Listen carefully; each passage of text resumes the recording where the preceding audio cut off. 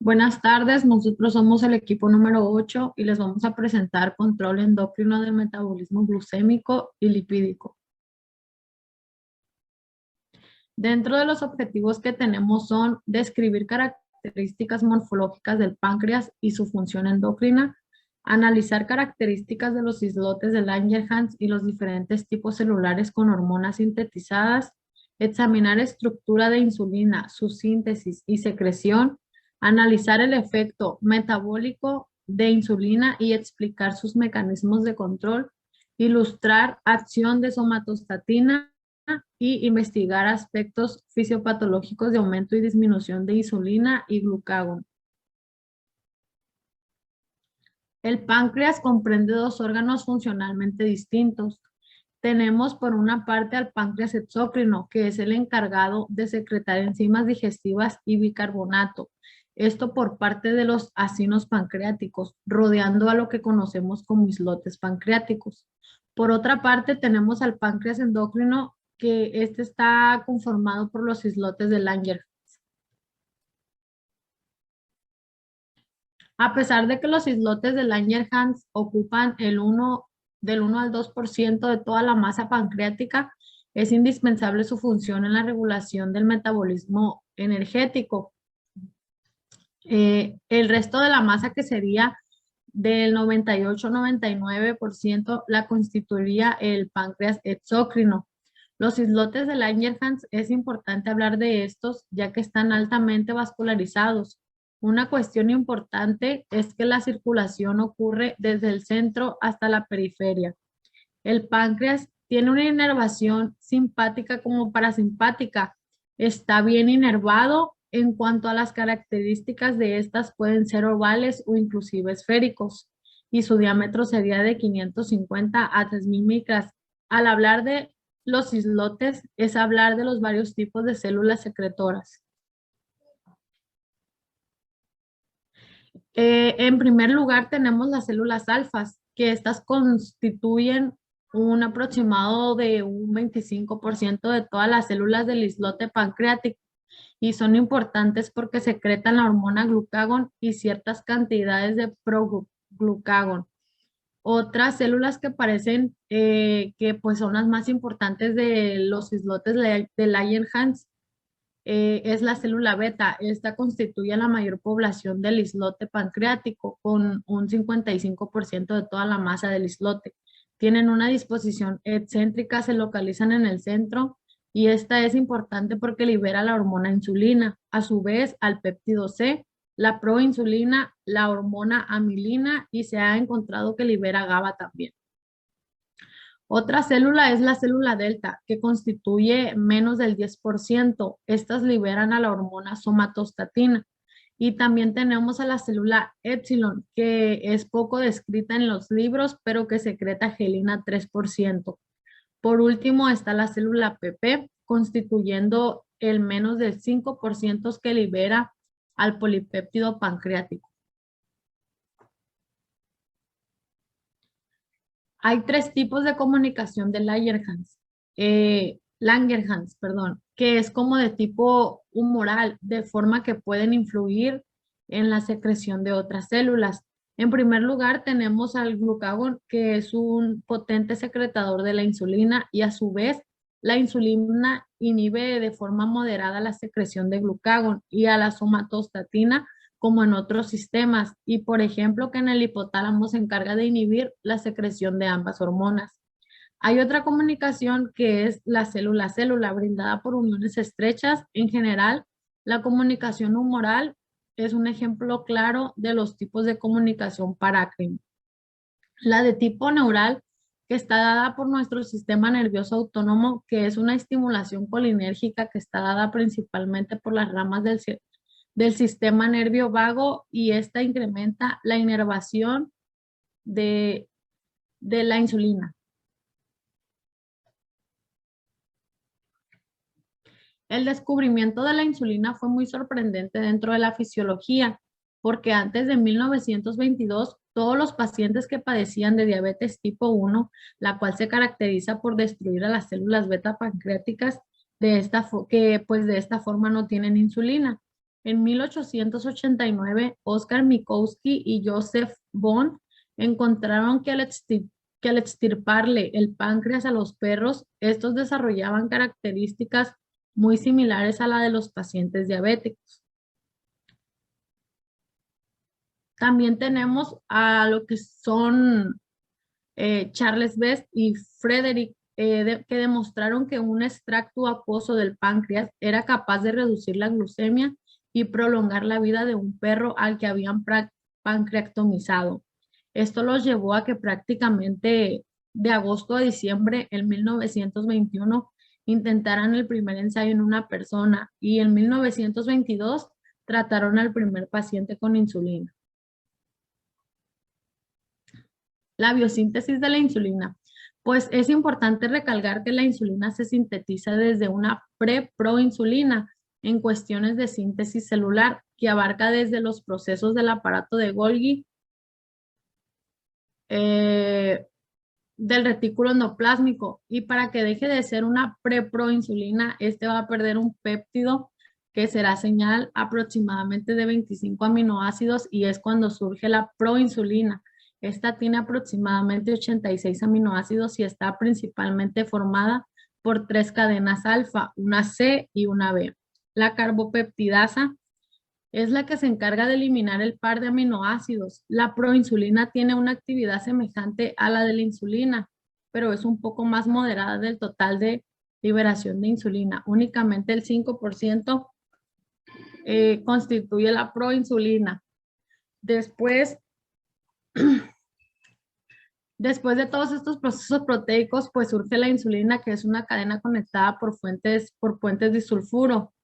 La insulina tiene 51 aminoácidos, 21 en la cadena A y 30 en la cadena B. El 60 de la insulina es eliminada a nivel hepático que por ciertas enzimas denominadas insulinasas presentes en el hígado, el riñón y la placenta. En su membrana se encuentra un transportador de glucosa, que sería el GLUT2. Este se encarga del transporte de glucosa hacia el interior de la célula beta pancreática. Después se somete la glucólisis con enzimas que como la glucosinasa. Luego de esto tendremos nuestros productos finales, que será el ATP, el CO2 y el agua. Al momento de aumentar la concentración citosólica de ATP, este va a cerrar un canal de potasio sensible a ATP. A mayor concentración de ATP, este inhibe el canal y se cierra provocando la despolarización de la célula. Entonces se activarán canales de calcio dependientes de voltaje. Al momento de activarse, va a aumentar la concentración intracitoplásmica del calcio, lo cual va a provocar la liberación de calcio inducida por calcio propiamente dicho. Esos reservorios intracelulares como el retículo endoplásmico. Esta va a favorecer la secreción de la insulina y su liberación propiamente. Existen también pues otros estímulos que pueden favorecer la liberación de la insulina, como la acetilcolina, que actuará por fosfolipasa C, y DAC y la proteinquinasa C. Tenemos otros estímulos como los beta-adrenérgicos, que también aumentan la liberación de insulina, y las sincretinas, que también pues aumentan la liberación de insulina. El glucagón también es un secretador de insulina. Tenemos que la somatostatina y los agonistas alfa adrenérgicos también tienen un papel en la secreción de la insulina. Sin embargo, esto la disminuye. Tanto las sincretinas como los receptores alfa adrenérgicos y el glucagón estimulan al adelinato ciclasa y estas aumentan la concentración de AMP cíclico e influyen en la proteína quinasa A y proteína C para aumentar la liberación de insulina. Por ejemplo, la somatostatina y los agonistas adrenérgicos bloquean la adenatociclasa para que no ocurran estos procesos y así es como disminuye la insulina. Todos estos para su metabolismo confluirán en el ciclo de Krebs o en el ciclo del ácido cítrico. La somatostatina. La hiperglucemia y el glucagón estimulan pues la secreción de somatostatina. Al insertarse la presomatostatina en el retículo endoplásmico rugoso, inicialmente se esconde y se convierte en prosomatostatina. La prohormona se convierte en hormona activa durante su empaquetado y procesamiento en el aparato de Golgi. Los factores que estimulan la secreción pancreática, de somatostatina incluyen hiperglucemia, glucagón y aminoácidos. La participación exacta de la somatostatina en la regulación de las secreciones de los islotes no se ha establecido pues de una manera completa. Cuando se administra en forma exógena, la somatostatina claramente inhibe la secreción tanto de glucagón como de insulina por las células alfa y beta del páncreas respectivamente. Efectos biológicos del metabolismo de hidratos de carbono. Un metabolismo es un conjunto de reacciones bioquímicas y procesos físico-químicos que ocurren en la célula y en el organismo. Los carbohidratos son moléculas compuestas de carbono, hidrógeno y oxígeno, y son el combustible principal del cerebro, el sistema nervioso central y los músculos durante la actividad física. Los carbohidratos tienen numerosas funciones cruciales en los procesos metabólicos de los seres vivos. Sirven como fuentes de energía y como elementos estructurales de las células.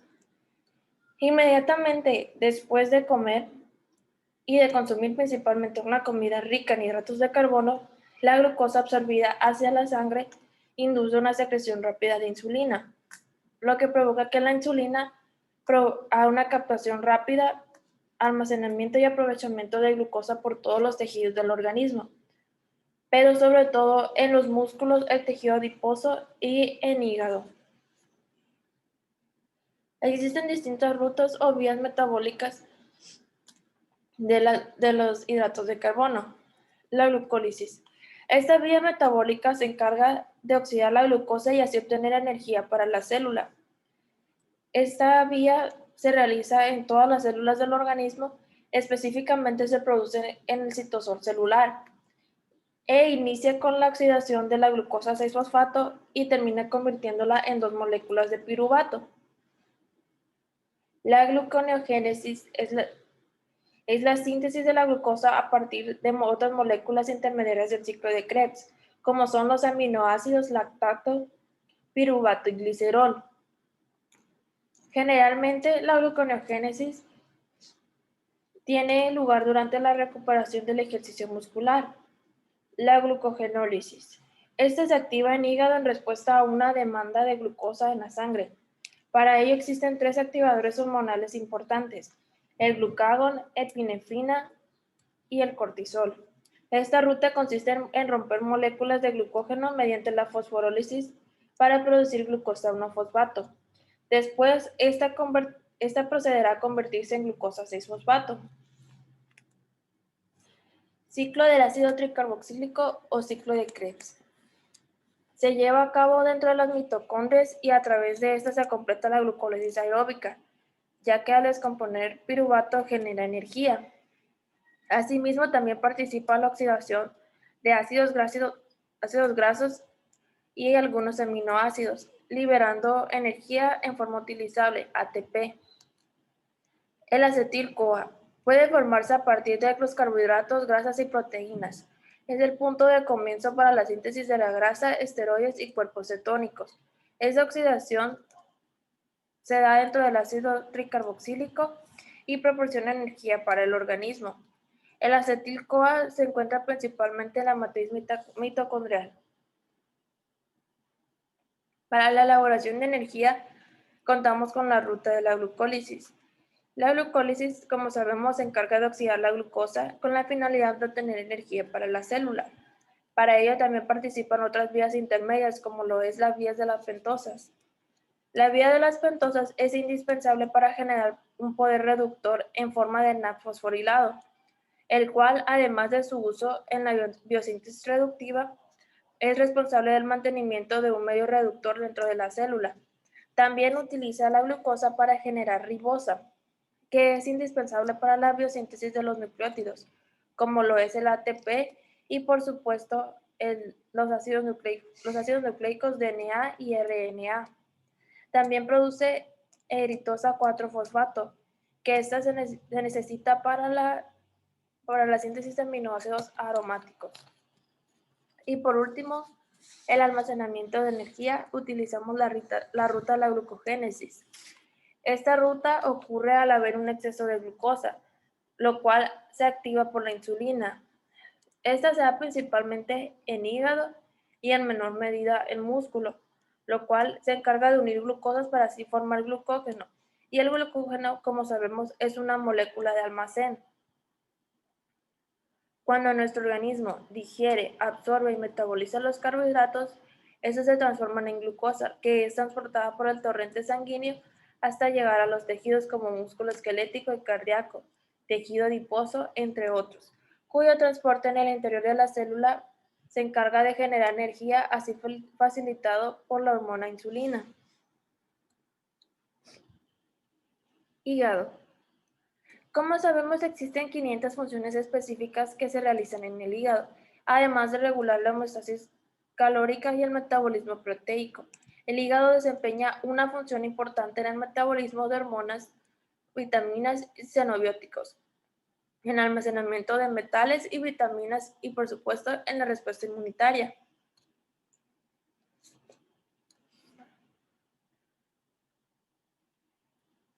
El hígado. Este se encarga principalmente de almacenar glucógeno que permite evitar una hipoglucemia. También está la conversión de galactosa y fructosa a glucosa, la gluconeogénesis, que es la principal ruta del hígado, que se encarga de la producción de glucosa a partir de precursores no glúcidos, como pueden ser aminoácidos o compuestos lipídicos. También está la formación de compuestos químicos importantes a partir de productos intermedios del metabolismo de los carbohidratos. Uno de los efectos más importantes de la insulina es el depósito rápido de glucógeno en el hígado, que a partir de toda esa glucosa absorbida después de una comida, más tarde entre las comidas, cuando ya no se dispone de ningún alimento y la glucemia empieza a descender, la secreción de insulina disminuye obviamente rápido, lo cual el glucógeno hepático se transforma rápidamente de nuevo en glucosa.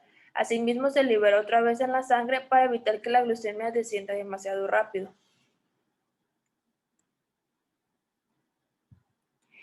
El hígado es capaz de realizar todas las vías metabólicas que afectan a los hidratos de carbono, pero para ello participan dos hormonas, que son de regulación del metabolismo intrahepático.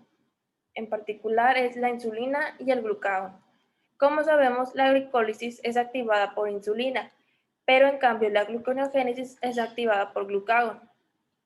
Esto quiere decir que el efecto neto de todas las acciones del incremento de glucógeno hepático, el glucógeno puede aumentar hasta un total de 5 al 6% aproximadamente de la masa hepática, lo cual equivale a casi 100 gramos de glucógeno en todo el hígado.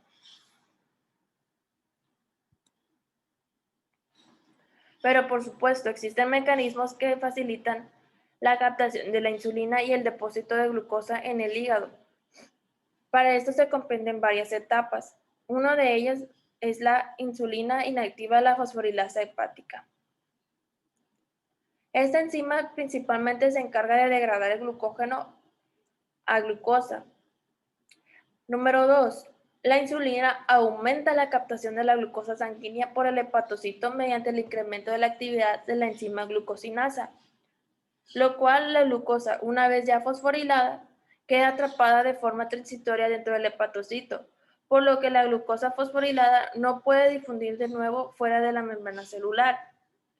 Número 3. La insulina fomenta asimismo la actividad de las enzimas favorecedoras de la síntesis de glucógeno, en particular de la glucógeno sintetasa, que es la responsable de la polimerización de los monosacáridos para formar moléculas de glucógeno.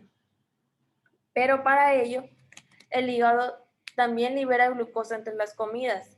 Esto quiere decir que cuando se termina una comida y la glucemia empieza a descender hasta alcanzar unas cifras muy bajas, suceden varios acontecimientos por los que el hígado vuelve a liberar glucosa en sangre. Uno de ellos es el descenso de la glucemia, lo cual hace que el páncreas reduzca la secreción de insulina. Número 2. Puede ser la falta de insulina anula todos los efectos con respecto al depósito de glucógeno.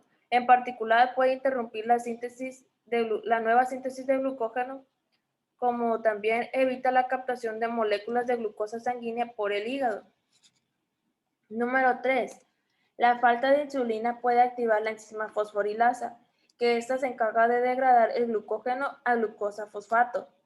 Y número 4. La enzima glucosa fosfatasa queda inhibida previamente por la insulina, lo cual se activa ahora por la hormona y provoca la separación entre la glucosa y el radical fosfato, con lo cual la primera puede difundirse de nuevo a la sangre. Así pues, el hígado extrae la glucosa de la sangre cuando ésta se acumula en exceso después de una comida y la devuelve cuando su concentración sanguínea disminuye. De ordinario, casi el 60% de la glucosa de la dieta se deposita en el hígado y luego se libera cuando se requiere.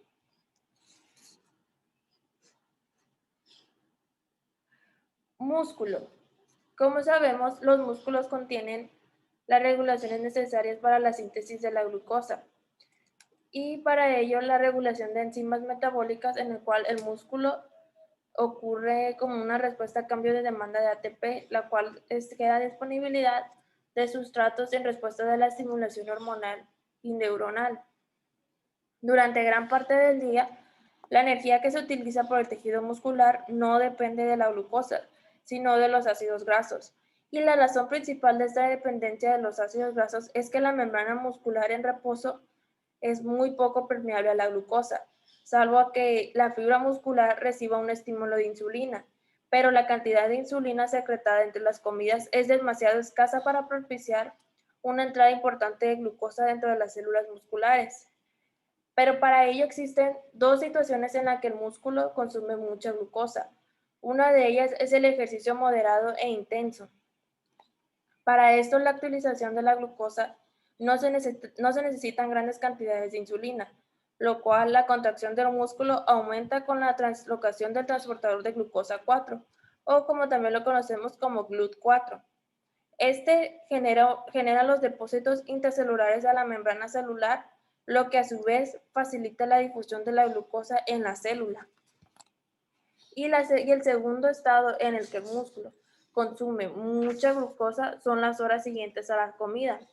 En esta fase la concentración sanguínea de glucosa se eleva, lo cual provoca que el páncreas secrete mucha insulina, y la insulina extra induce un transporte rápido de glucosa al miocito, por lo cual esta glucosa se utiliza en lugar de los ácidos grasos durante este periodo.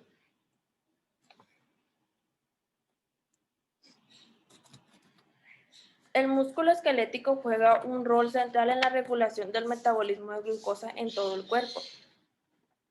Pero sin embargo, a diferencia del hígado, el tejido muscular no es capaz de proveer de la glucosa, de la glucosa que se encuentra en la circulación sanguínea, debido a que carece de la ausencia de la enzima glucosa 6-fosfatasa. Durante el tiempo entre la alimentación y el ayuno en corta duración, la glucosa sanguínea permanece dentro de los límites normales, en parte a la habilidad de los músculos de proveer sustratos para el hígado, el cual esto puede convertirse en glucosa, es decir, contiene sustratos energéticos que vendrían siendo lactato, piruvato y alanina. Pero para ello, bajo en condiciones de ayuno, cuando la insulina está baja, el músculo es responsable de menos del 10% de la captación de glucosa de todo el cuerpo, ya que el sistema nervioso central se vuelve el más importante consumidor de glucosa sanguínea.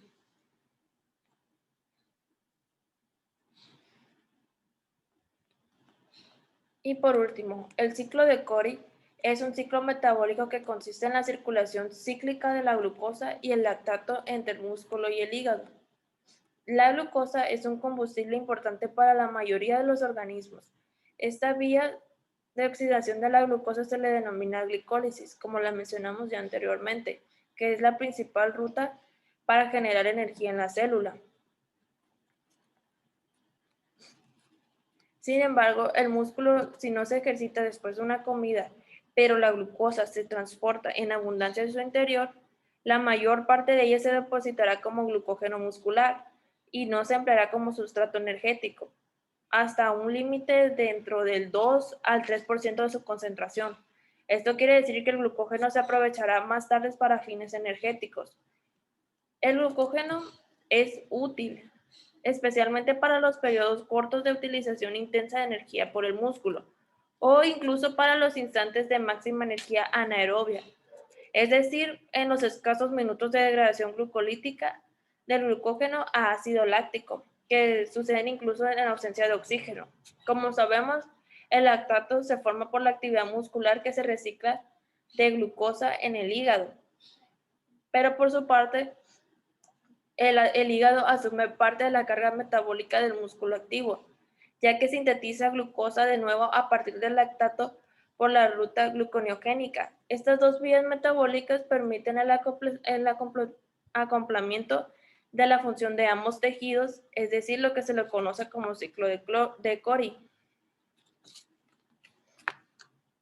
Muy bien, siguiendo con lo que serían los efectos biológicos sobre el metabolismo de lo que serían los hidratos del carbono en otros tejidos, tenemos que en sí la insulina favorece el transporte de glucosa y su utilización para casi todas las demás células del organismo. Esto lo hace de la misma manera en que modifica lo que sería las de las células musculares, es decir, modifica su transporte y su uso.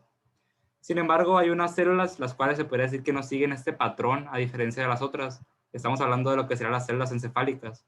Y es que en el encéfalo lo que sería la insulina ejerce un escaso efecto sobre su captación o la utilización de glucosa. Y eso se da debido a que las células encefálicas pues son permeables a la glucosa y pueden aprovecharla pues sin lo que es el intermediario de la insulina. Otra cosa que diferencia las células encefálicas de las demás células viene siendo que estas células, en condiciones normales para conseguir energía, utilizan o consumen solamente lo que será glucosa. Eso quiere decir que los demás sustratos energéticos, como podrían ser grasas, pues no lo utilizan. Es decir, es posible, sin embargo, es muy difícil de que pase. Es debido a esto que en el encéfalo es importante mantener lo que sería una glucemia por encima de los valores críticos. Tenemos que los valores normales de lo que sería glucemia viene siendo de 140 miligramos por decilitro y los límites pues los tenemos entre 20 y 50 miligramos por decilitro. Todo eso se busca debido a que si hay una pues baja de glucemia por debajo de los valores críticos, se pueden manifestar los síntomas de lo que sería un shock hipoglucémico, en la cual se pueden observar irritabilidad nerviosa, pérdida de la conciencia, crisis convulsivas o incluso lo que sería el coma. Muy bien, viendo lo que serán los efectos biológicos en el metabolismo de lípidos, tenemos que lo que será la insulina ejerce diversos factores que inducen el depósito de lípidos en el tejido adiposo. Para empezar, tenemos que esta aumenta la utilización de glucosa en casi todos los tejidos orgánicos, en el tejido adiposo y lo que será el hígado. Aparte que pues promueve lo que será la lipogénesis. La lipogénesis viene siendo la reacción química por la cual los ácidos grasos sintetizados se unen a lo que será el glicerol para formar lo que serán los triglicéridos, los cuales también son llamados grasas de reserva. Y se usan para reducir más que nada la utilización de grasa y tenerlas como su nombre lo dice, de reserva, por si se llegan a necesitar. Además de que fomenta la síntesis de ácidos grasos cuando hay mayor cantidad de hidratos de carbono que se ingieren. Es decir, ahorra lípidos, dado que estos no se emplean de inmediato para producir energía y además de que aportan el sustrato para lo que sería esta síntesis de grasa. Esta síntesis tiene lugar lo que serían los hepatocitos. Posteriormente, estos ácidos grasos se van a lo que sería pues, la sangre junto con lo que serán las lipoproteínas y llega a lo que serán las células adiposas donde se almacenan. Cabe destacar que en la siguiente diapositiva estaremos hablando de esta síntesis, pero pues más a detalle, más que nada. Muy bien, entre los factores que incrementan la síntesis de ácidos grasos en el hígado, tenemos que, primero que nada, pues la insulina acelera el transporte de glucosa hacia lo que serán los hepatocitos. Y esto lo hace debido a que cuando la concentración hepática de lo que será el glucógeno llega a su tope o a su límite, que viene siendo del 5 al 6%, esta misma concentración inhibe la secreción de la nueva secreción de lo que será la síntesis de glucógeno. ¿Esto qué hace? Que como deja de inducirse la nueva síntesis de glucógeno, toda la glucosa adicional que ingresa a los hepatocitos está disponible para lo que será la síntesis de grasas. Primero la glucosa se degrada a lo que será piruvato por la vía glucolítica y posteriormente el piruvato se convierte en lo que será acetil-CoA, el cual es el sustrato necesario para lo que será la síntesis de ácidos grasos, o sea, como para comenzarla. Y en el número 2 tenemos que con el ciclo del ácido cítrico, o el ciclo de Krebs, mejor llamado, se utilizan cantidades, se forman un exceso de iones de citrato y sucitrato. Estos iones se forman cuando se utiliza una cantidad exagerada de glucosa con fines energéticos, como lo estuvimos viendo en lo que sería el apartado anterior. ¿Qué pasa? Que estos iones citrato y sucitrato lo que hacen es que ejercen un efecto directo sobre lo que sería la activación de la acetil-CoA carboxilasa. Esta enzima lo que hace es que carboxila la acetil-CoA para convertirlo en malonil-CoA, el cual viene siendo la primera etapa de la síntesis de ácidos grasos. En tercer lugar, tenemos que casi todos los ácidos grasos se sintetizan en el hígado y se emplean para formar triglicéridos, que es la forma habitual en la que se deposita la grasa. Como los mencionaba, pues los ácidos grasos se juntan con el glicerol, se forman los triglicéridos. Estos se liberan a los hepatocitos hacia lo que será la sangre, con lo que serán las lipoproteínas. La insulina activa lo que sería la lipoproteína lipasa, las cuales se encuentran en las paredes capilares del tejido adiposo, y lo que hace esta enzima es que, por así decirlo, desdobla nuevamente lo que serán los triglicéridos para volverlos a formar lo que será ácido graso y glicerol, y se puedan ser consumidos o absorbidos por lo que serán las células adiposas, donde se transforman nuevamente en triglicéridos y se almacenan. Esto viene siendo lo que sería un requisito indispensable para que lo que sería el ácido graso pueda ser consumido por lo que serían las células adiposas. Muy bien, en lo que será el almacenamiento de grasas en las células adiposas, la insulina ejerce otros dos factores importantes que son necesarios para que la grasa se deposite en ellas. Para empezar, tenemos que la insulina inhibe la acción de lo que será la lipasa sensible a esta hormona. Lo que hace esta lipasa viene siendo que al estar inactivada, inhibe la liberación de ácidos grasos del tejido adiposo a lo que sería la sangre circulante. Ya veremos en la siguiente diapositiva donde se miran los efectos adversos a lo que será la producción de insulina, que al no haber insulina, esta lipasa se activa y causa diversos problemas. Además de que la insulina fomenta el transporte de la glucosa hacia lo que serán las células adiposas y a través de lo que será la membrana celular. Esto lo hace debido a que parte de esta glucosa que se transporta hacia lo que serán las células adiposas se utiliza para la síntesis de ácidos grasos. ¿Esto qué quiere decir? Se forman grandes cantidades de lo que sería alfa-glicerol fosfato, el cual se suministra lo que sería a las células adiposas para darle ese glicerol a las células adiposas y se puedan formar sus triglicéridos dentro de ella. Además de que esos triglicéridos se utilizan para que este ácido graso se pueda almacenar en ellas, más que nada. Muy bien. ¿Perdón? Muy bien, siguiendo con lo que serían los efectos biológicos en deficiencia de metabolismos de lípidos, tenemos que en sí, aquí se puede observar una imagen, en esta ilustra los efectos de la falta de insulina sobre lo que serían concentraciones de glucosa, ácidos grasos libres y lo que sería ácido acetoacético. Esto después de la extirpación de un páncreas. De hecho, se puede observar aquí que antes de la extirpación los valores se mantenían constantes y al extirparse y no haber insulina, pues estos valores aumentan. Pues para empezar tenemos que la deficiencia de insulina aumenta lo que sería el uso de grasas con fines energéticos. Esto debido a que se provoca la lipólisis de la grasa almacenada. ¿Qué es la lipólisis? La lipólisis viene siendo lo contrario a la lipogénesis. La lipogénesis viene siendo el almacenamiento de ácidos grasos para un futuro. La lipólisis es el proceso metabólico, es el contrario, ya que mediante el cual los lípidos son transformados nuevamente en ácidos grasos y glicerol para cubrir estas necesidades energéticas del cuerpo debido a la falta de insulina. Para empezar, tenemos que se mira una glucemia alta, que se mantiene constante. Y esto es debido a que como la insulina se utiliza como lo que sería un intermediario para el consumo de glucosa con fines energéticos, al no haber insulina, las células del cuerpo no pueden consumir la glucosa, haciendo que pues esta no se consuma y aumente, causando este aumento de glucosa constante.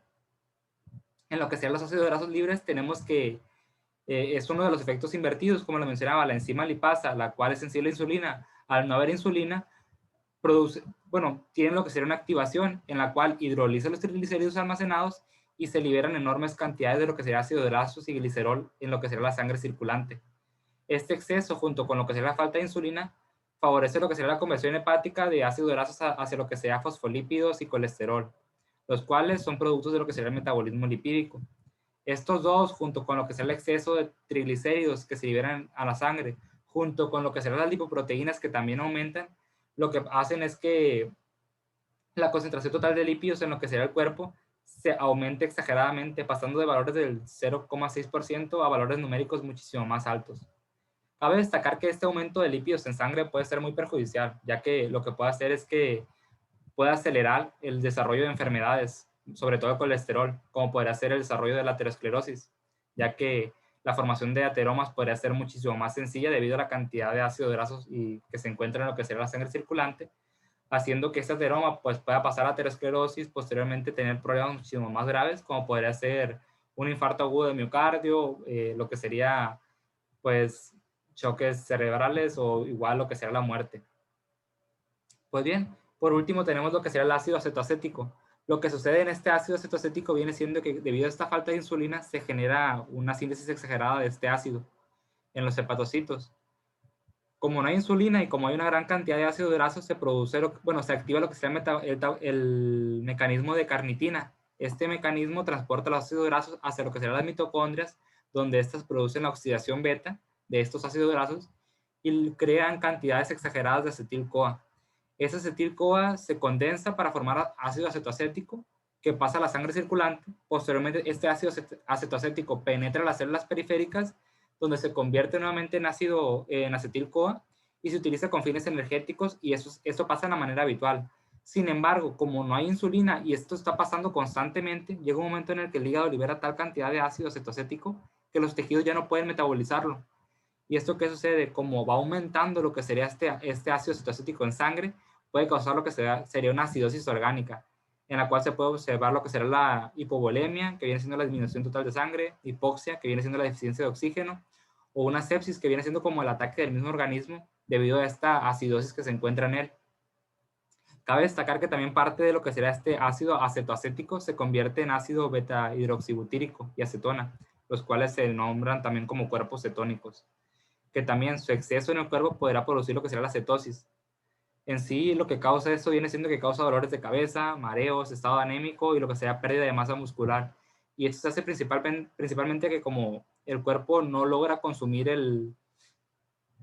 lo que sería pues el consumo energético que necesita, utiliza la grasa almacenada para poder pues compensar lo que sería esta falta de consumo energético, causando esta pérdida de masa muscular. Acción de la insulina y el glucagón.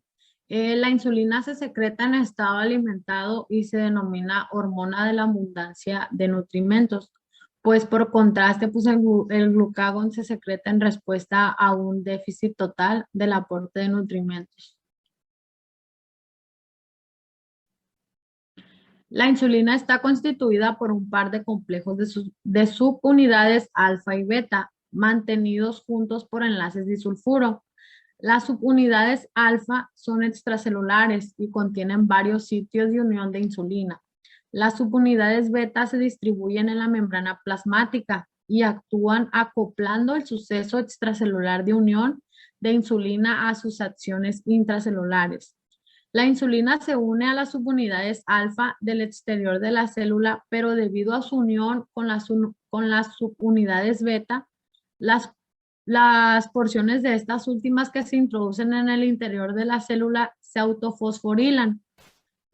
Por lo tanto, el receptor de la insulina es por tanto, un ejemplo de receptor unido a enzima. La autofosforilación de las subunidades beta del receptor activa una tirosina sinasa local, que a su vez fosforila a otras muchas, entre ellas un grupo llamado sustratos del receptor de insulina. La insulina dirige la maquinaria metabólica intracelular para provocar los efectos que incluyen la expresión génica, el crecimiento, la síntesis de proteínas, la antiapoptosis, la antilipólisis, la síntesis de glucógeno, el transporte de glucosa sobre el metabolismo de los hidratos de carbono, los lípidos y las proteínas. La insulina tiene 3 órganos diana principales, que sería el hígado, el músculo liso y el tejido adiposo.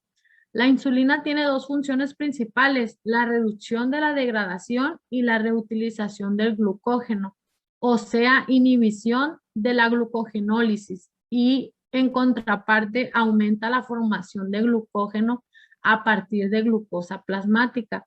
Es importante que la glucosa se almacene como glucógeno en el músculo y en el hígado, debido a que si no es almacenada, la glucosa es osmóticamente activa. Si no existiera el glucógeno, se alteraría la osmolaridad de los potenciales para el humano. Bueno, yo les hablaré sobre la liberación de la insulina dependiendo de los reguladores que desencadenan su secreción.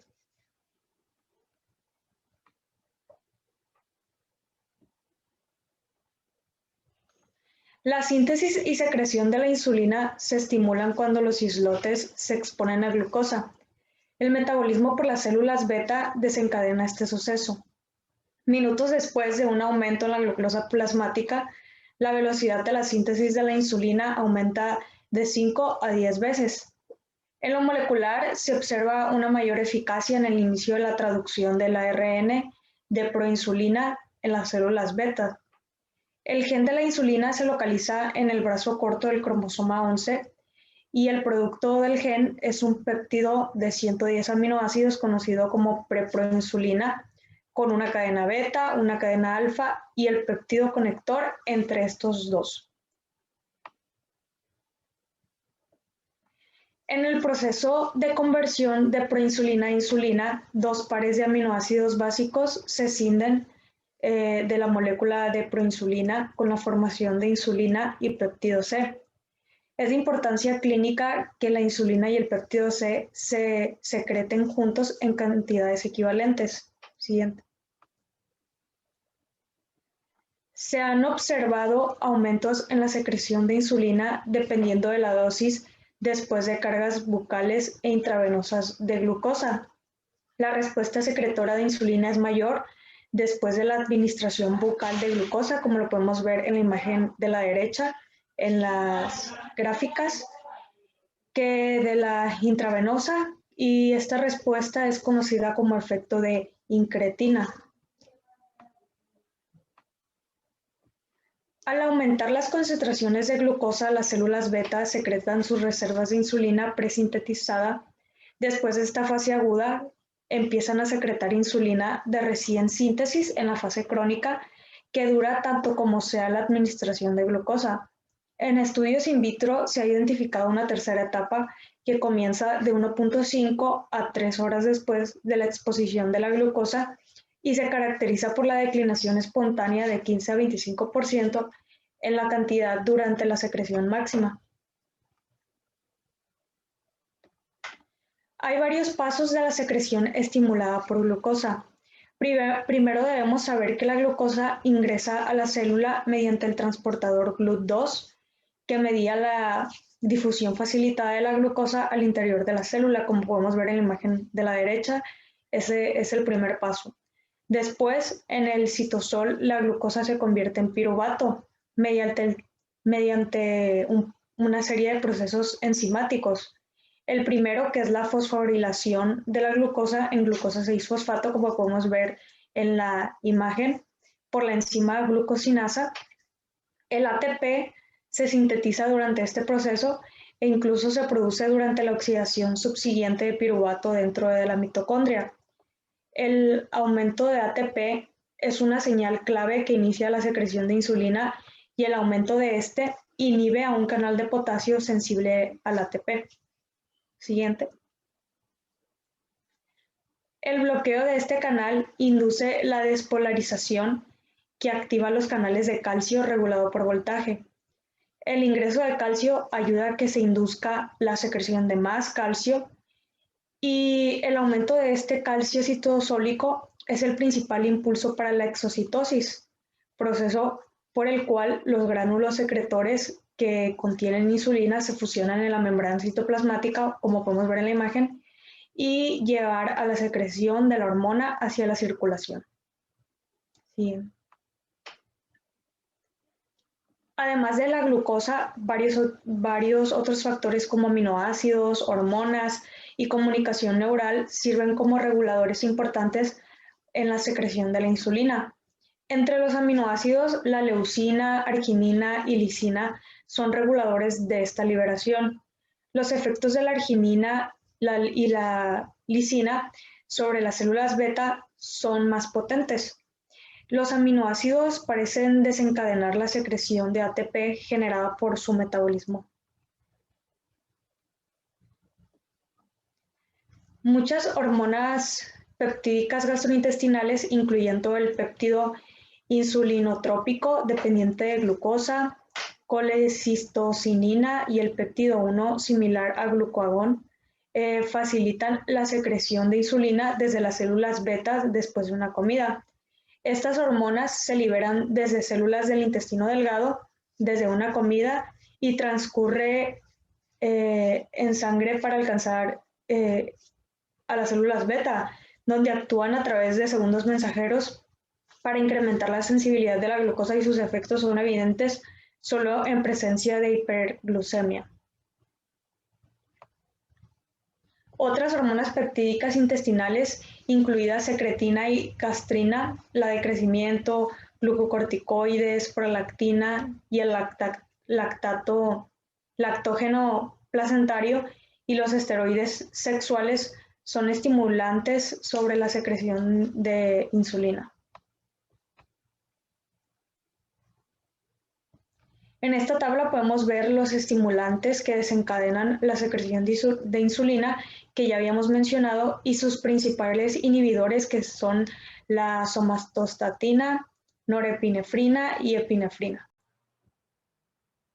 Muy bien, para finalizar tenemos la regulación de la liberación de insulina sobre lo que será el sistema nervioso autónomo. Tenemos que ese sistema nervioso autónomo tiene dos divisiones, simpática y parasimpática. Estas inervan ricamente lo que serán los islotes de Langerhans, sin embargo ejercen distintas acciones cada uno sobre ellos. Para empezar tenemos la estimulación simpática, la cual inhibe la secreción de insulina de las células beta pancreáticas y promueve lo que será la secreción de glucagón a partir de las alfa pancreáticas. Por su parte, la actividad parasimpática es lo contrario, estimula la secreción de insulina de las células beta pancreáticas e inhibe la de glucagón por las células alfa pancreáticas. Cabe destacar que lo que sería esta liberación de insulina a través del sistema nervioso autónomo está dado debido a lo que será el sistema colinérgico, el cual ejerce su acción mediante lo que será la liberación de un neurotransmisor, que viene siendo la acetilcolina.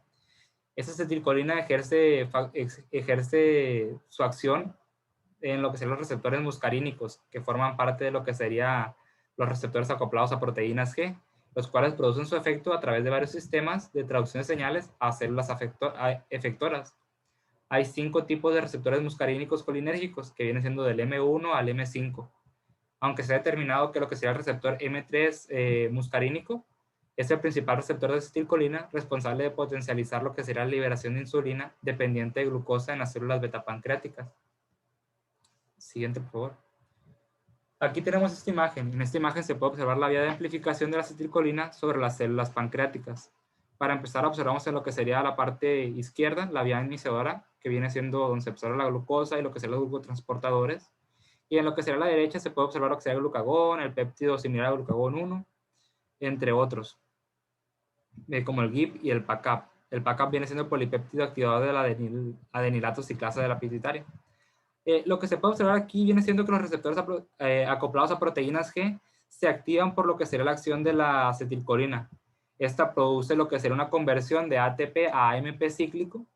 El AMP cíclico activa sus dos receptores intracelulares, que viene siendo el EPAC, que viene siendo la proteína de intercambio activada por AMP cíclico, y lo que sería el PECA, que viene siendo la proteína quinasa dependiente de sinasa A, los cuales potencializan la secreción de insulina estimulada por glucosa.